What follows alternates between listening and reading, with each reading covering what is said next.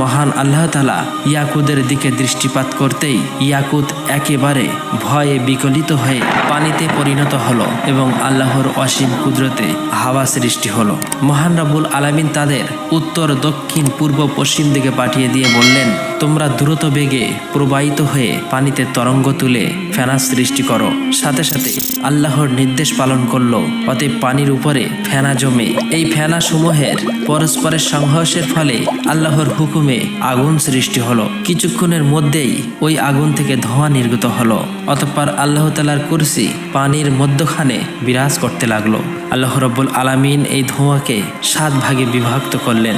এর প্রথম ভাগ দিয়ে পানি, দ্বিতীয় ভাগ দিয়ে তামা, তৃতীয় ভাগ দিয়ে লোহা, চতুর্থ ভাগ দিয়ে রূপা, পঞ্চম ভাগ দিয়ে সোনা, ষষ্ঠ ভাগ দিয়ে মাওয়ারিদ, সপ্তম ভাগ দিয়ে ইয়াকুত সৃষ্টি করলো। এরপর মহান আল্লাহ তাআলা তার নিজ কুদরতে পানি দ্বারা প্রথম আসমান, তামা দ্বারা দ্বিতীয় আসমান, লোহা দিয়ে তৃতীয় আসমান, রূপা দিয়ে চতুর্থ আসমান, স্বর্ণ দিয়ে পঞ্চম আসমান, মাওয়ারিদ দিয়ে ষষ্ঠ আসমান এবং ইয়াকুত দিয়ে সপ্তম আসমান সৃষ্টি করলেন।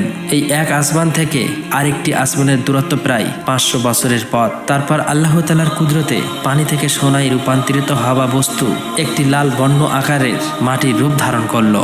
তখন আল্লাহ রাব্বুল আলামিন 4 ফেরেশতা হযরত জিবরাইল আলাইহিস সালাম, হযরত মিকাইল আলাইহিস সালাম, হযরত ইসরাফিল আলাইহিস সালাম, হযরত আজরাইল আলাইহিস সালাম ফেরেশতাকে 4 দিক থেকে টানতে বললেন।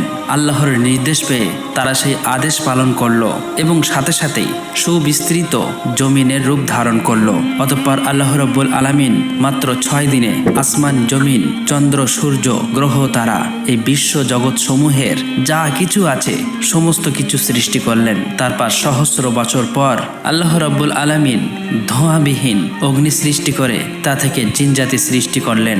জিন জাতির মধ্য থেকে একজন নবী পাঠান, তার নাম ইউসুফ। আল্লাহ তাআলা সেই নবীকে শরিয়াতের বিধি বিধান শিক্ষা দেন এবং তাদের দুনিয়ায় প্রেরণ করেন।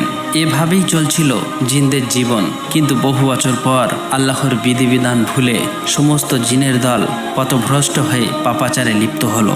তখন ইউসুফ নামের ওই জিন সকলের উদ্দেশ্যে বলল, হে সকল জিনের দল, তোমরা আল্লাহকে ভয় করো, পাপাচার থেকে ফিরে এসো। তোমরা কি ভুলে গেছো আল্লাহ এক, অদ্বিতীয়, আল্লাহ ছাড়া কোনো উপাস্য নেই? অতএব তোমরা তওবা করে সৎ পথে ফিরে এসো এবং আল্লাহর বিধিবিধান মেনে চলো। কিন্তু এই সকল জিনের দল তার কথা শুনল না।